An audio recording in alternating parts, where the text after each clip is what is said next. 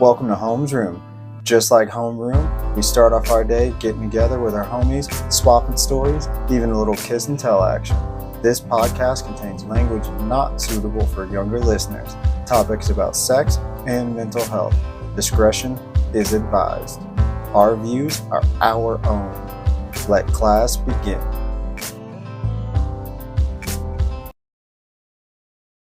Hello, welcome back.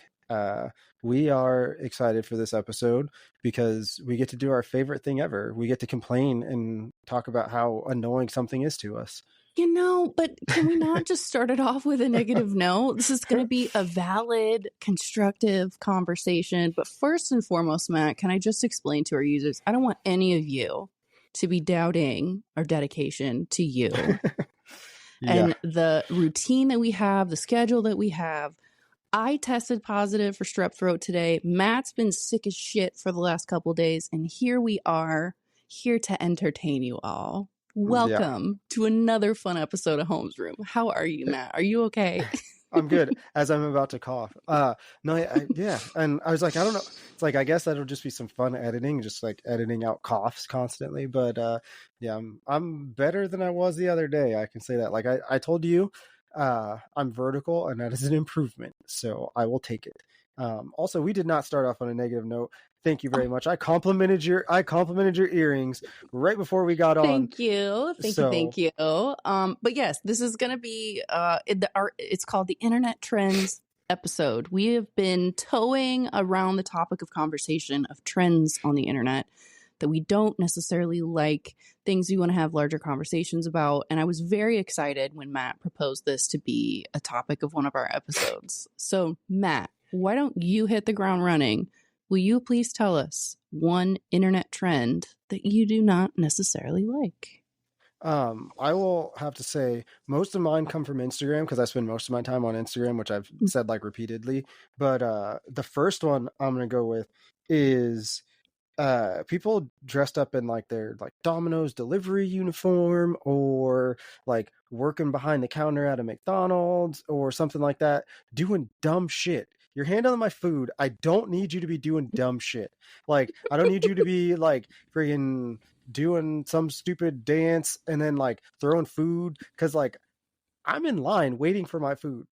I don't care how slow it was. I don't need you to do that anymore. Please stop. If you're doing it, don't record it. Just leave it. Just let it be. I would arguably say my time active on social media is split between Instagram and TikTok, the Gram and the Talk. Okay. I think there's a trend on TikTok where they're like, something about ice cream, where they're like, I don't want this scoop of ice cream. And they just take it off the cone and chuck it in one of their coworkers' faces. And it's funny. It's a funny video, but that's our food. Right?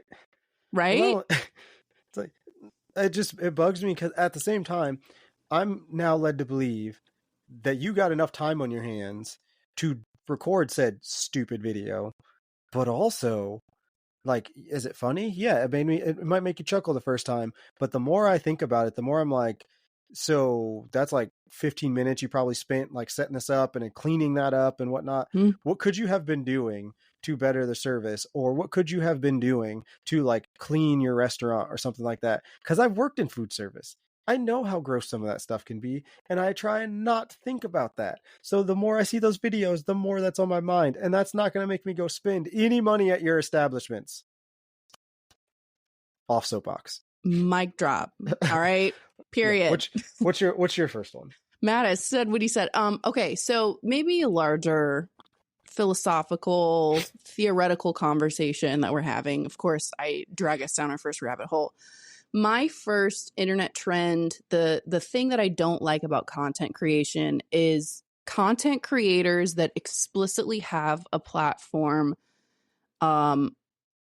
with their children involved. I'm talking about family vloggers. I'm talking about like the Ace family are the first people that come to mind. I'm talking about recently larger headlines that have come across major news networks is everything with 8 passengers who were a like Mormon religious family. The mom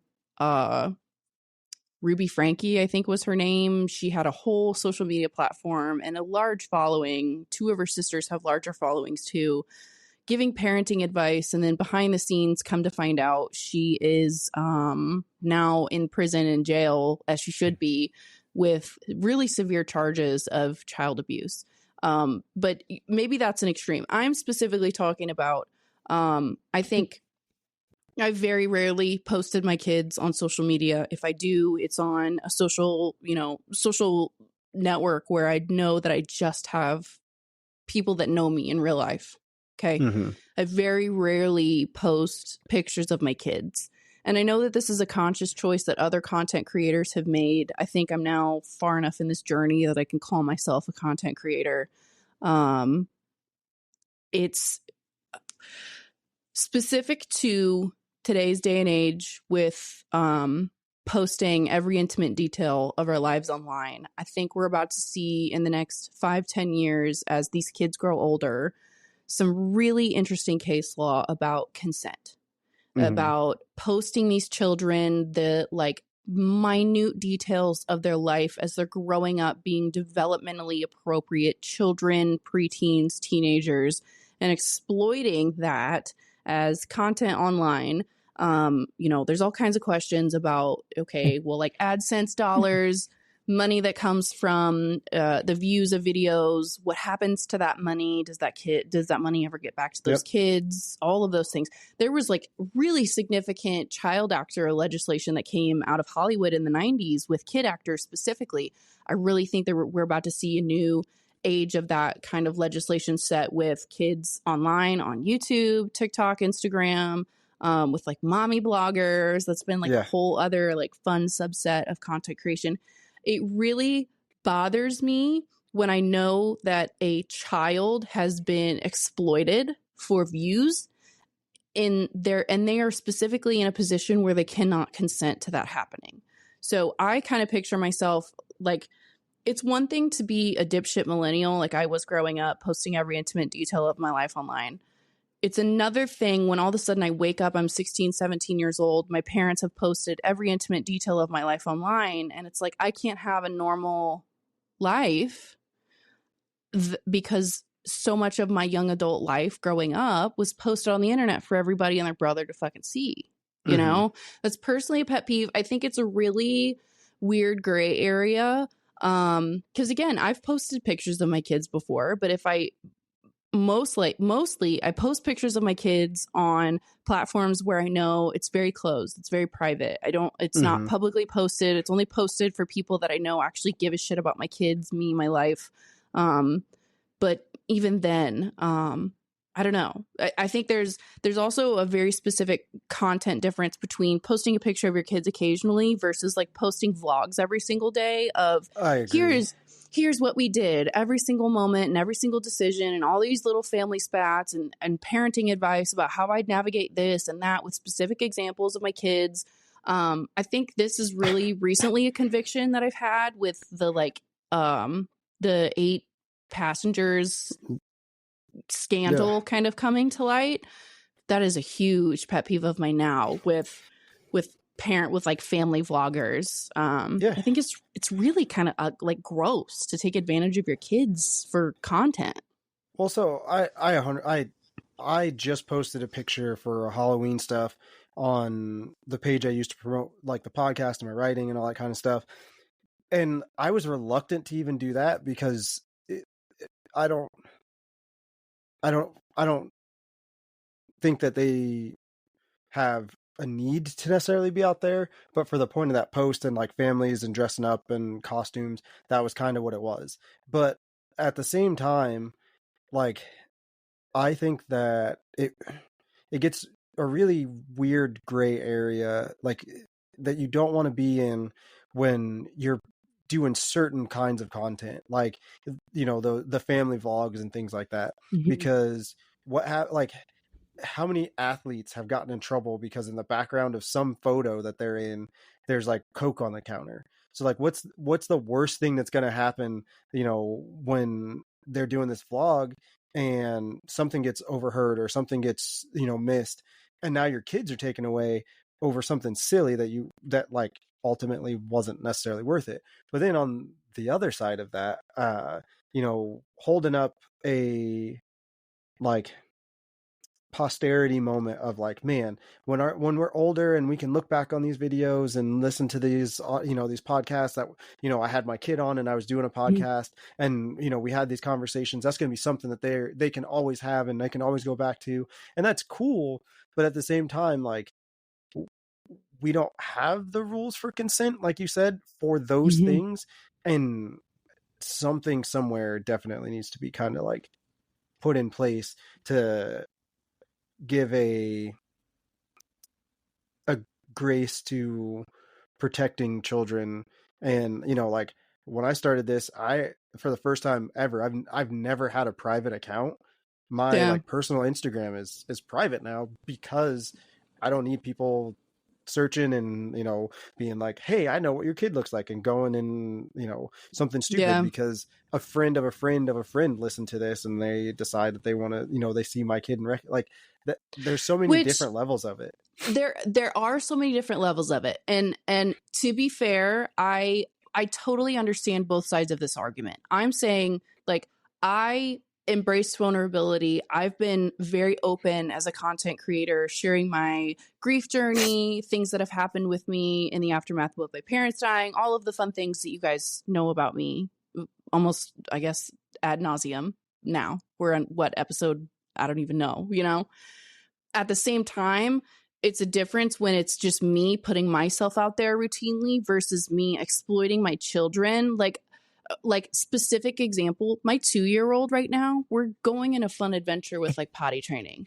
Okay. If I was like a garbage, worst of the worst family vlogger, the like kind of example that I'm trying to draw as like the extreme right now, I would be documenting daily a vlog of like what her potty training process would be. 100%. And then all of a sudden she's going to be 18 years old out there with the intimate details of her potty training out there for the whole world to see, when she was never in a position to consent to that. So I don't know, literally, Matt, I told you it was going to be a rabbit hole, and here we are. I loved that picture that you posted of your daughters. I also love that your what was it? One of your daughters, Lincoln, did the makeup for both of them. No, so that's, ironically enough, you're talking about the one that's on my personal page. Oh, the one sorry. I shared. Okay. Yeah. Yes. So that's what's, I follow that's what's both funny. of yours. So you saw the one that like I shared like through my personal page with people that I genuinely know, and we did a zombie walk, and Kennedy painted both of their faces. She did a great job. Really good. Yeah, amazing job. And like I said, she's so good at art, and I wanted to post that because she's so good at art, and that's a memory I want to have. And there is such a difference between you posting that for people that you actually know and congratulating or like bringing attention to how wonderful of an artist your daughter is, versus posting it to the deep depth of the internet and all of the awful things that come with it. So exactly. Anyways, rabbit hole. What is Matt? What's your next thing about internet trends or content creators that you don't like? So I'm getting, mine are a lot of like on the like inappropriate side, I guess, or things that like body shamey or like relationship shamey, because those things, like, I see those and they just instantly fire me up. And I will add to this statement, I took a tiny, you got a little jabby with the comment you made in one of the last episodes we recorded. You said, I'm the most professional fence sitter you've ever met. And I was like, that's because we just haven't gotten into any topics that like just like polarize me, that make me like super angry. This be one of those. So I called you a professional fence sitter? Bitch. Yeah. Okay. I was like, I would never call myself a professional fucking fence sitter. I was like, I was lost there for, okay. Anyways, go ahead, Matt. Okay. So things that polarize me is like body shame and stuff like that. Like there's nothing that like, no two ways about it. It's wrong. So one of the things, I'm going to read this. I'm not going to show the image because it's not necessary, but like it says, we've been effing for 3 months. Why you never ate my, right? and then it's a like really bad, like terrible drawing of what you could imagine she looks like. And I'm Sorry, super. hold on, Matt. What is this? Who are you reading this from? The perspective of the asshole or the No, perspective no, of no. the. So it says her, quotation marks. We've been effing for 3 months. Why you never ate my, and then it also says her, and then it Okay. shows a picture, and the picture is something that like is body shamey, and I'm so sick of seeing that because I've seen it both directions, and I think it's super like body shame is such a big thing.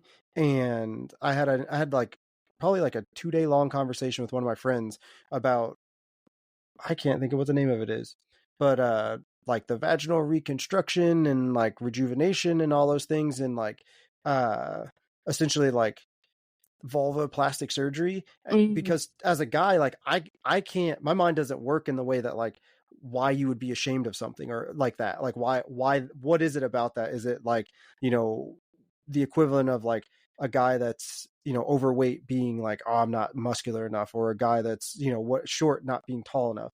Is it the same thing, or does it come from a different place? Because I will never experience that feeling. So seeing that just makes me so mad, because there are people out there that might scroll past and see that thing, and then instantly now they're like in the dumps about it. And it's not their fault that the algorithm threw that in their face, and it's not their fault they weren't searching it out. I think it's super silly that like people think it's funny to throw these memes up, and then, you know, not care about what might happen or who that meme might hurt, because it's in the end just stupid. So, specific to your example, what is this who is this meme specifically harming? uh I'm trying to follow, because you said something about the perspective of you're not going to eat my whatever. We're speaking in generalized terms here at Homesroom, Matt. We don't necessarily censor ourselves. So, I'm a little bit lost. I want to make sure I'm following. Who is this meme specifically harming or like calling out all and right, speaking so derogatorily here's what towards? I'm gonna do. I'm gonna send it to you real quick. You got your phone with you, buddy? Yeah, buddy. So that would just might make my life the easiest. And This is I'm not an inside joke to listeners. We're going to try and no, describe it as much as possible. yeah, it's just one of those things. Like I don't I don't like giving light to those Are we going to be situations. like censored by sharing a screenshot of this? Or like, what's the deal, homie? Maybe not. I don't know. Okay. I got my phone. Here, Yeah, there right you here. go. There you go. Phone. There you go. And now we wait for the like to me it's just stupid, and it's an internet trend that doesn't need to exist. So we'll once you see it, we'll figure it out. I probably shouldn't show my text messages, but here I am. Airplane mode is off. I usually have my phone on airplane mode just so that I don't have my phone going off. I'm waiting for it to go off with your text. Okay, so specific to body shaming, what other content have you seen that has kind of like irritated you about that topic? Well, I mean, honestly, there's quite a bit. A lot of the ones, like I said, I just saved a bunch of them so that I could like come back to them and be like, oh yeah, that one. Oh yeah, this thing, or this is a topic. And like demeaning anybody for any reason about their like body, especially in a situation where it's like something they can't change necessarily, is like it just, to me, it just sucks. Like, you know, for instance, with like circumcised or uncircumcised guys, Mm-hmm. there was a whole scene in Bad Moms where they just like are Yep. basically like shredding apart a guy that isn't certain. And so any guy in that theater that watching that movie just absolutely sunk in his chair and felt like 2 inches tall. Yes. And they did that to an entire audience and didn't care. That Yep. to me is shitty. That is not okay. That's not cool. And it instantly, like, after that scene, I think there's probably a good like 25-30 minutes of like movie I just don't remember every time I watched it, because it just Yeah. all I could think about is how fucked up that is. Yeah, So, absolutely. No, I totally follow that. I feel that too, but I also feel specific to maybe like TikTok, because again, 50% of my time online is spent on TikTok. There's also a larger culture of people kind of calling that behavior out, being like, yeah. that's like super shallow. That's really super like shitty that you are going to call that person out for something that they can't control. My favorite comeback for like anything specific to that is like, yeah, maybe with plastic surgery, let me bring this circle back to the Nazis that called me a Jew because of my tall nose, holla. Maybe plastic surgery would be able to fix my nose, but there's no amount of surgery that will ever fix your bigotry who is making a specific character like, Yeah. whatever the fuck kind of, your insides are ugly. My outsides might be ugly by your standards, but I can fix it with surgery. Your insides might not ever be able to be fixed by your standards. Yeah. Yep. So I totally feel it. Your text has not come through yet. I sent you an Instagram message, buddy. Oh shit, my bad. I'm not even fucking checking that shit. Okay, hold up. Wait a minute. Here we go. Okay. Oh, okay. I see this. So yeah. So super derogatory comments towards women, their genitalia. And specifically, like coming from the uneducated perspective of, this is my favorite thing, maybe one of my favorite things about men. They believe that the more men a woman sleeps with, the like looser she is. Not scientific, factual, actual. Okay. That's not how things work. Right. So when we're like cracking jokes about this or whatever, it's like so uneducated and just based on science. Tell me that is not just like the dumbest thing. When I scrolled past it, I was like, I didn't even know what the picture was. I had to go back and be like, what the hell? And as soon as I read it, I was like, this is going in that saved folder because goddamn, this is dumb. Yes. It's so absolutely. It's so stupid.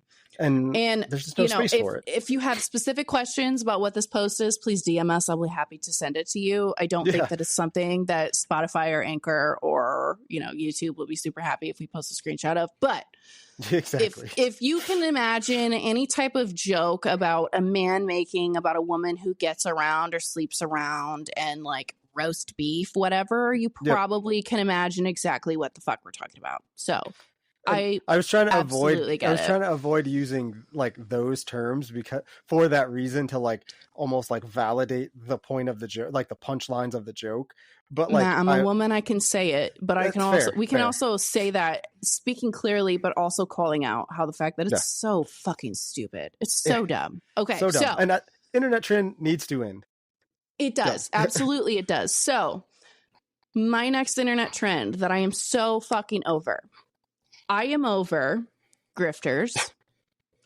I'm specifically over, I'm not going to name names because if you have been an avid listener of this podcast, you know exactly who the fuck I'm talking about. And I don't want to give them any more limelight or any more attention.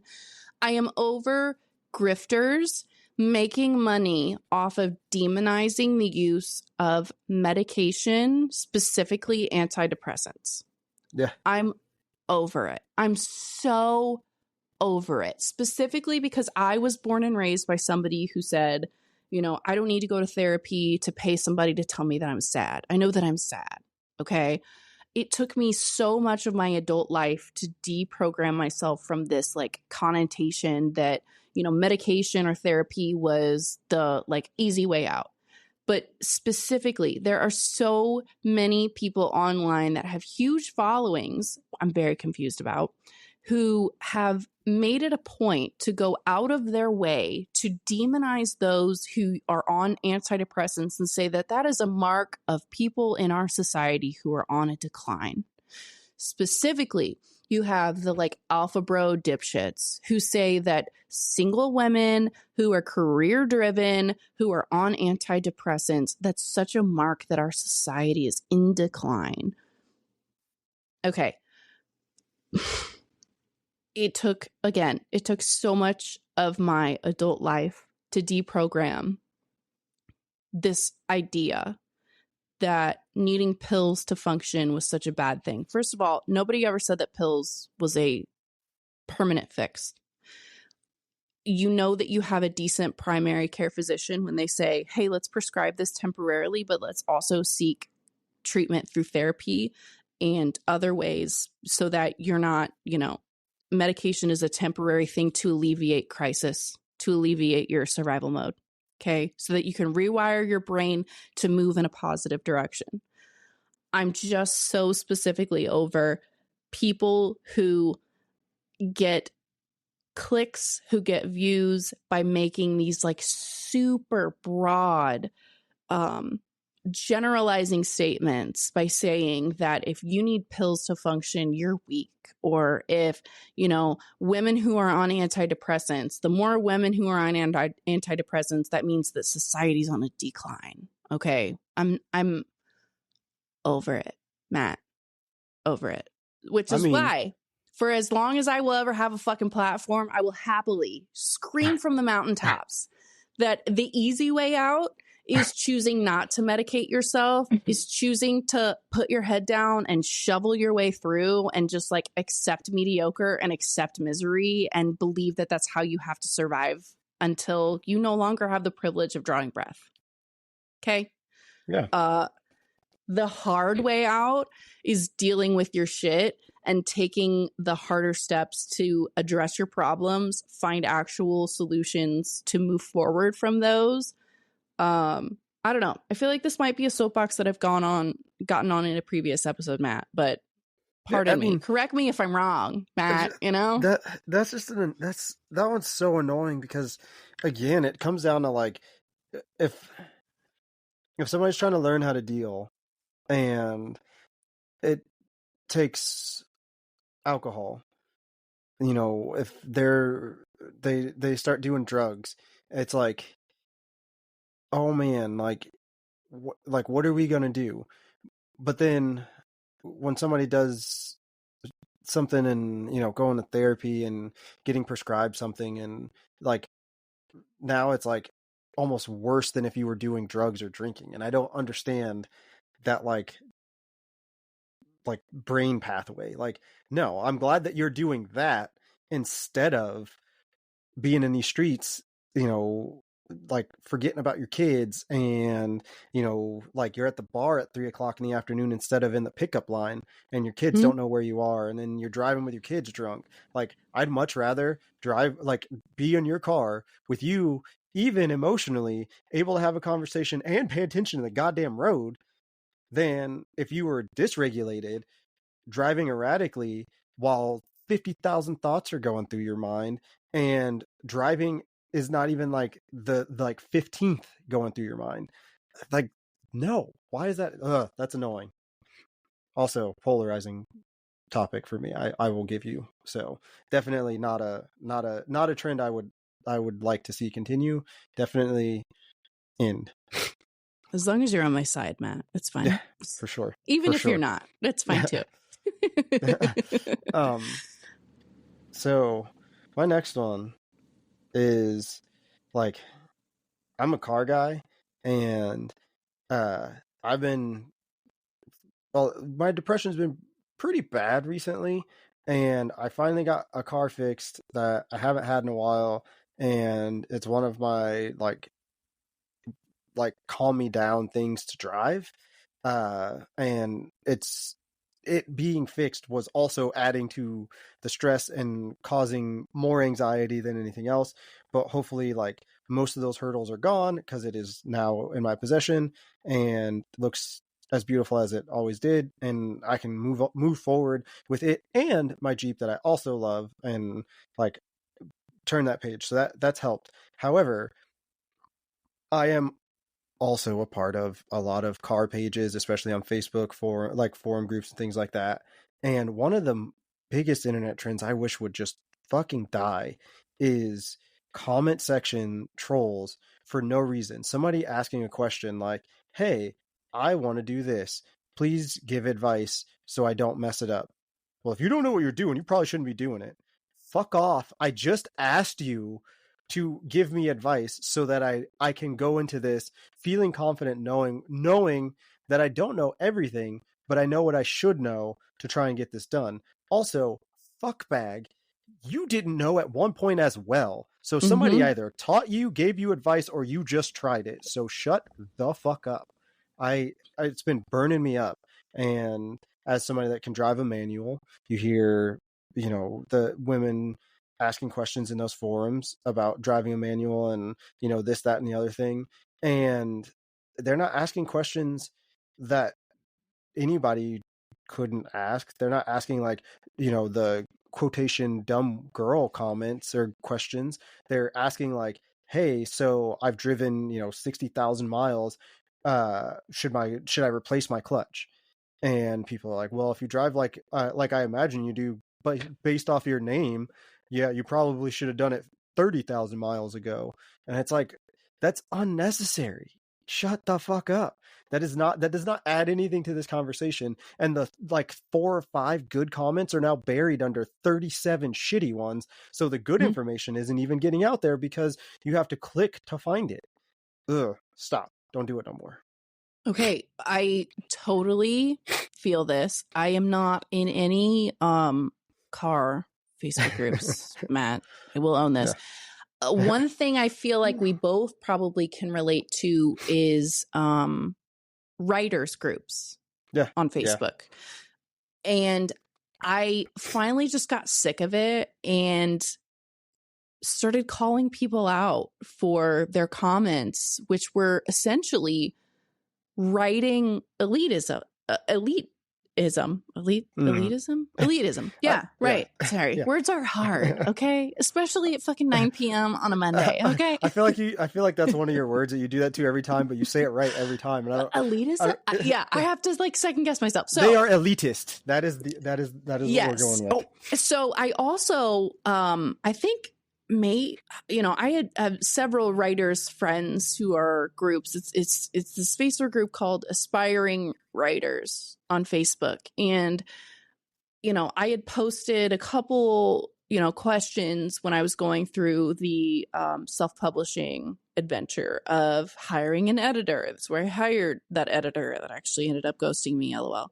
And, all the fun things that come with that. And it came to the fact, like, maybe in one of our very first episodes where you actually interviewed me about writing, where we talked about people being super harsh about word count based on genre. That was one thing that I first was super easily convicted about, where it's like, it doesn't matter. Like, that doesn't matter. Why whatever. So I'm not in any car driving Facebook groups. The only parallel that I can draw this from are from people who have a story to tell, who are putting themselves out there, posing questions to other fellow aspiring authors on Facebook, and only being met with a barrage of hateful comments of, you have no clue what the hell you're doing. Why are you even going down this adventure? You have no clue what you're saying. You have no clue what you're doing. If I were you, this is what I would do, because you have no, all of those, gatekeeping, elitism, all of those elitist, stupid things that come with that. So, I'm not in car Facebook groups, but that's, when you have an interest and you're trying to publicly put yourself out there and seek advice of other people that might actually have like an answer for something that has been keeping you stuck for months and months, that's one thing that is really unfortunate when you're trying to put yourself out there and build community. It's such an underrated strength of people trying to conquer and move forward and put themselves out there in a new way. building community is such a fucking strength, because if you're asking the question and somebody takes the time to pen a thoughtful response, that probably means that they have found a pitfall that they are hoping you avoid. They learned the lesson for you. They're trying to share the advice so that you can avoid that pitfall. Yep. So I totally understand, and I get the elitism. That's just, I don't have time for that. You know, we're all, like I said, it just bugs me, and it makes it like I don't get on Facebook often, and like usually I deactivate it and I'll be like gone for like 3 months at a time. So like I like back on it, and specifically because I got that car back, and looking for ideas of things I might want to do, or you know what trends have changed since I was driving it before, because like that's the only way to like keep your finger on the pulse without like spending millions of dollars traveling to every show and seeing what new things are out there. So like yeah, I hate it. And I think that, you know, when I think back to like what made me love cars in like the way that it happens now is online. It's seeing cool cars on Instagram. It's seeing cool cars come through your Facebook feed, and then people going out and trying to find community. And when you're met with dumb shit like that, it just I don't understand what do you gain out of that, and feeling like, oh well, I told them. If that's how you're like expecting people to grow a culture that you're a part of, either you don't want it to grow, or like you actually are missing the point. Because for most car people, and I just told Courtney this the other day, I think it's hilarious when girls, specifically like the Karen-ish crowd, look at a car and they're like, you know, they make an assumption about a guy because of the car, or they, you know, they think whatever they want to think, or I bet you he got that car and thinks he's gonna get all the girls. It's like any real car guy will tell you, my car ain't getting me no girls. My car is going to bring more dudes to me and children who are like, oh, I love your car, thumbs up, than anything else. Like I can on like one hand probably count the amount of times non-car girl has turned to look at my car, and I can't even remember how many like guys or little kids have given thumbs ups, or you know, like said, like made a comment about like what my car looks like. And that goes back to like all the cars I've had. So it's like that we don't do it. I mean, if you think you're getting girls because of your car, you are barking up the wrong tree. So joining these communities, like being an asshole, it's not helpful to anybody, and it's mostly dudes, so we all understand that you're an asshole, and they just move on. So stop doing it. Not a good look. I feel that. All right, so my very last internet trends that I hate, and I am reserving the H word, hate, for this specific trend. Any of our listeners who spend time on the TikTok, I did a specific Google search today in preparation for this episode. I Googled, who is the boss of TikTok? And it is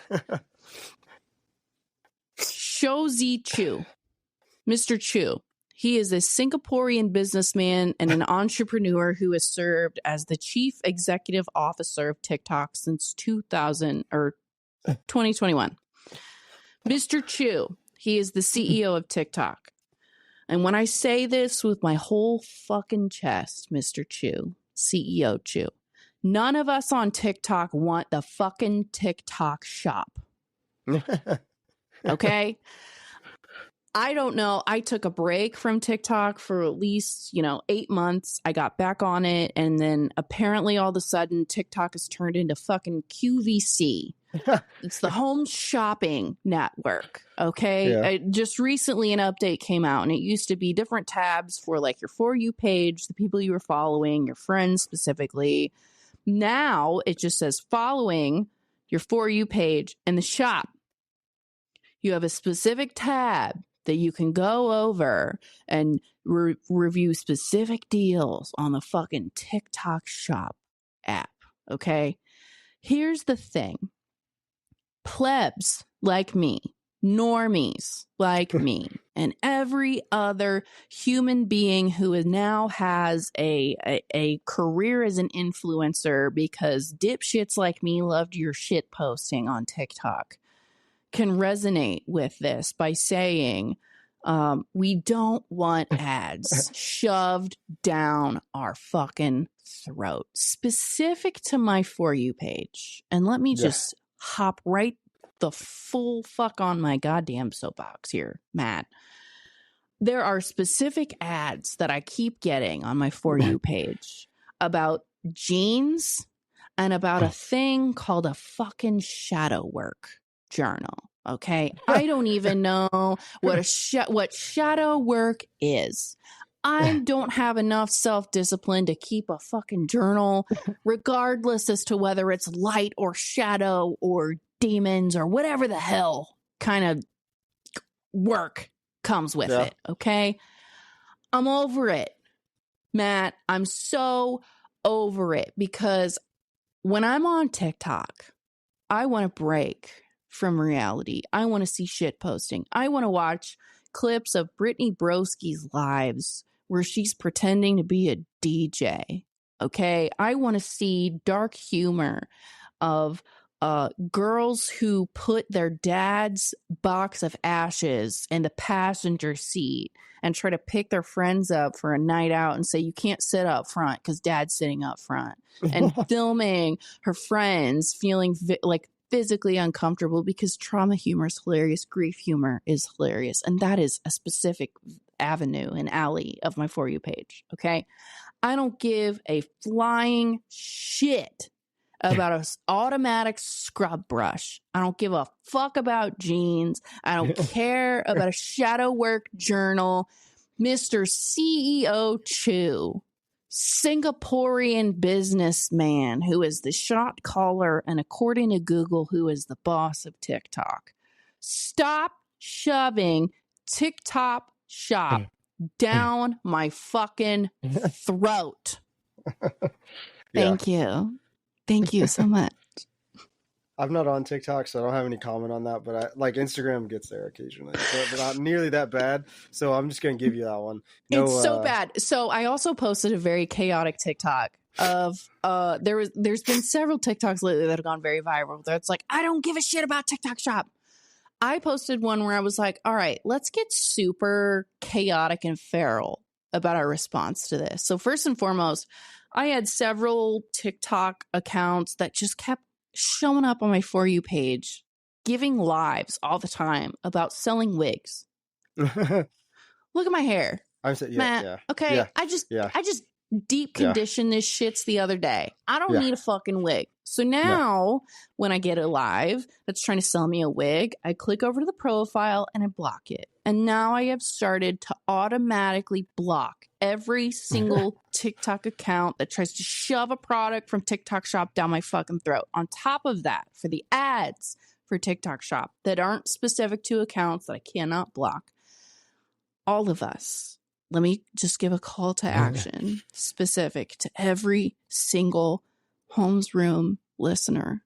All right. If you are on TikTok and you believe in my message and I can inspire you to a simple, small thing of action, let us join as a unit and report every single fucking ad as offensive and call it a day and move on, so that those ads are never suggested to us again. We never have to see those accounts again. And then TikTok also has an influx of offensive ads that they have to shovel through.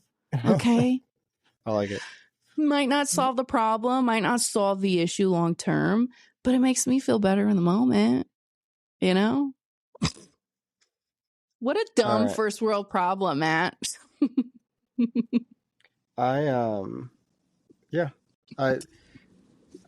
can understand that one. I'm not a fan of ads, especially like as soon as you said wig. I don't know if you saw my face, but like legitimately, I was like, yeah, that's not for you. Wrong demographic. Do you know what? Maybe next week I'll show up on a wig and just like that's fair. All right, I got one more, and this one's only because like it's staring me in the face literally. One of my like literal least favorite things that I see on Instagram right now, and like don't, I don't want to say come for me, but like don't come for me, because like my like for you or whatever you want to call it, my discover or my search, whatever that page on Instagram The is like called now. Explore page. Yeah, Explorer. Yeah. The So like, Explorer. Yeah. yeah. So it'll be like random picture car, random picture car, random picture car, and then what is clearly a screenshot of like a pornographic something, and it's got a caption above it. This young girl, clearly, I shouldn't say young, but like obviously like whatever, of age girl, has something in her mouth, and it is edited so you can only see the like upper lip and the rest of her face. And above it, it says the face you make when you have some real sour Halloween candy. And it is super like uncomfortable to just be like, yeah, that's not what that is. So can we stop making memes out of porn images? Because like they're not funny. They're not like, it's always like, that's weird. And I I feel this. I I totally don't like it. understand. And if you are an active user on Instagram, you probably also, if you go through and check people that have viewed or liked your stories, you see some bots that have Yep. very suggestive, like, don't look at my story. Yep. Yeah. Very, yeah. So, and listen, today, as we're recording this, there was an episode of one of the podcasts I listened to called Two Bears, One Cave that came out with Tom Segura and Sam Morril. And Tom posed a great question that I might ask almost verbatim, but probably not exactly verbatim. He's like, listen, there are so many bots on Instagram that are so sexually suggestive. Is there not some way that Zuckerberg or somebody in the higher ups at Instagram or Facebook can make some kind of algorithm to like hack through all this shit? So specific to me and my posts, I'll post things that are specific to grief, trauma, and mental health. And almost immediately, if I have anything that's like geotagged to like St. Louis or whatever, or in Missouri, it'll be like, oh, share on Missouri Life now, or share to mental health community or whatever. It just is immediately taken up by bots. And specific to larger celebrities, Instagram posts like Tom Segura, it's like, oh, I didn't make any money until I met Samantha. Samantha turned my $100 into $10,000 on using Bitcoin or something like that. And it's like 100 different accounts that are talking about fucking Samantha. I don't know who Samantha is. She probably does not have that much pull, right? If she is, she's running some kind of pyramid scheme. She's probably not a real person. I'm going to just go out and guess, right? Yeah. I feel like maybe the bots are on the same lines, but specific to like your post that you're talking about, there's like a lane on Instagram of people, real humans, that use things like that as content, and it works, unfortunately, right? Yep. I don't know if you clicked over to that page or saw how large their following list is or anything like that. Usually I don't click on the page simply because it like I feel like whatever their crap is shows up more when I do that. Yes, it will educate your algorithm. 4,818 followers from that account. We could only dream to have, we could only dream to have that someday, right? And it's just like you're cutting corners, you're making cheap content and exploiting pornographic images in the form of memes. But they're towing the line of it to where, like, if you try to turn around and report it as like pornographic images, and Instagram won't say that it is a violation of their terms and conditions or their community guidelines, because it's technically not. Matt? It's super annoying, and it's just like it's one of those things where like, man, like we get what's happening in this picture, and I get that you thought you were funny by putting this caption with it. But not only does that not take any effort at all, but like also like, are you the weird person that got that screenshot, or did you screenshot that screenshot from somebody else's screenshot? Because that makes you even fucking weirder. You're not the guy like touching himself in the bushes. You're the guy watching the guy touching himself in the bushes. That's the weird part. Get the fuck out of here. That might have to be the clip for this video or this episode, Matt. See, you always say that, and I always forget by the time they come around, and I'm like, damn, that's what I was supposed to do. No, that's so funny. But it's so true. And that's a great point too. That's not even something that I considered. It's very odd. Yeah, it's just weird. So yeah. That was a good one. Yeah. At the end of the day, though, I feel like we can bring all of the trends that we dislike kind of rounded out in what we are trying to do here at Homesroom and what we are trying to do here in our personal journeys as content creators and what we're putting out on the internet and social media is just good, is productive conversation, is things where we're not exploiting other people or exploiting specific ideologies for views. We're not trying to corrupt our personal integrity for clicks and likes. And at the end of the day, I hope that is something that you, as the listeners of Homesroom Podcast, can understand, that is something that we are here and trying to do. If you, Matt, please, I hope we have other listeners that have other pet peeves or specific avenues of content creation that will reach out and let us know, right? Yeah. I'm sure we've not touched on everything. Yeah. I was just getting ready to say that when you were done. I was getting ready to say, sorry. Send DM your annoying, like if you're on Instagram or whatever, or if it's something that you can send, DM the page and let us know, because legitimately, like I guarantee there's a ton that are out there, and there's probably like the ironic thing about it is there's probably some that like things that I find funny or things that you find funny that people just like get driven up the wall bonkers about, and I think that's just so like that's part of it. But also, like you said, in the vein of like what this podcast is kind of like geared towards is people like coming together and hopefully real community, understanding that there could be differences and being like, yeah, I like that, but I can understand why you might not like that. So absolutely.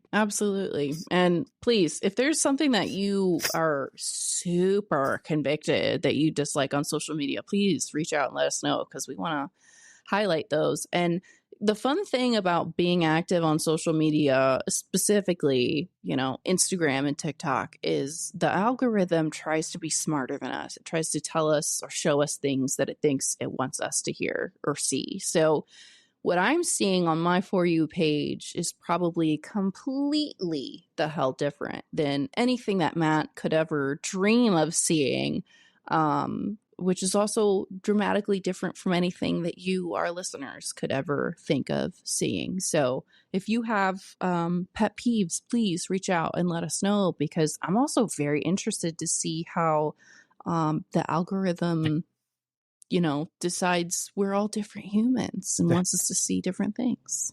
I want to get to That's What She Said, but also you just brought this up and I think it's really funny. I've literally like fucked with the algorithm, and I would go through and I would just like click on like a specific, like, for instance, Mustangs pop up. I'm a Camaro guy, I'm a Chevy guy. So like Mustangs will pop up. So I would just click on only Mustangs and then just like only Mustangs.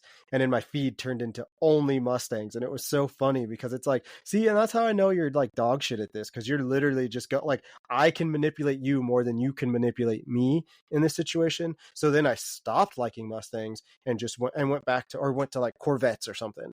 So now it's like, I see a healthy mix of all of them because I went through and just for like 5-10 minutes only like those pictures, and I think it's so friggin' hilarious, because or only like, even if you just click on it, you don't have to like it, you just open that post, and it's like, come on now, AI, you're supposed to be better than that. Over here in like 1982 RoboCop action instead of like 2023 whatever that movie is that just came out with the They're AI. Smarter than us, didn't you know, Matt? Yeah. All right, so this week's That's What She Said. We have had larger conversations today specific to social media consumption. That's What She Said for this week is going to be about boundaries and social media. Okay. Specifically, the amount of time and attention you give to your phone and your social media platforms versus actual real life participation to what's going on in front of your face. So, specific to boundaries in social media, I do not have any notifications set up for any of my social media. I don't have push notifications set up for any of my social media. I also do not have push notifications set up for my text messages. Okay. Maybe it is a symptom of ADHD, but if I have my phone go off even once during my regular real life big kid job, it turns into like an hour-long rabbit hole of looking at all the social media sites, responding to all the text messages, all the things. I also, on days where I specifically need to be disconnected from technology, my phone, I usually am wearing a fitness monitor on this wrist, a Whoop. Very expensive subscription. Don't know that I would suggest it to any of our listeners. I specifically even take off my Whoop when I don't want or need minute by minute information about my body, my oxygen levels, any of that. I take it off. I want to be disconnected. Your time and your attention are very precious assets to you, your purpose in life, your purpose in your daily life, and what you want your actual life to look like. For me specifically, when I come home after a long, busy day and I start my other side gigs as podcast host, content creator, all of those other things, it's very easy for me to pick up my phone, fall into rabbit holes, and not be there and be present for my kids, my husband, or, every other thing that gives me actual true happiness in my day-to-day life. That's what she said specifically this week. I want to call onto all of our listeners, and even Matt specifically, to reevaluate the notification settings on your phone, the things that demand or call for your attention, divert your attention from other important tasks, and to, as always, please reevaluate your privacy settings, revisit your friends lists. If you don't give a shit about fucking Sandy from middle school and she hasn't talked to you in 10 years, she probably doesn't need to be your friend on Facebook. Just generic open source intelligence professional side fucking bar there. But you do not have to be on call 100% of the time to the demands of social media, right? It takes up so much of our time and attention span now. The last thing I ever want to be known as, specifically as a mom from my kids, is somebody who spent more time present on Instagram than present and missed my kids' first steps because I was too busy posting a story or posting a bullshit TikTok. So that's what fucking she said, Matt. Okay. I love how you just give me this platform every week to kind of just dive into rabbit holes, as if we don't do that enough organically in conversation. But it's something I feel super convicted about, and I feel like it's abnormal too. It's I have like an affirmation app. It's the only app daily between that and my daycare app where my kids, I get notifications about snacks they've eaten, when they get diaper changes, things like that. Those two things are the only things that I get constant notifications about, where it's like specific I am affirmations of like, here, right before we started recording, I got a notification from my manifestation app of like, I am building the life that I always hoped and dreamed that I had. That's something I'm happy to get a notification about. I don't necessarily need a notification or a like or, anything like that specific to every time something happens on social media, because I also don't want to be super fixated on all that shit. It only means so much. It doesn't really mean too much. Yeah, I agree. I like that. And that's what she said, Matt. Yeah, I mean, it's true, and I think that's good advice for anybody out there. I think that that's the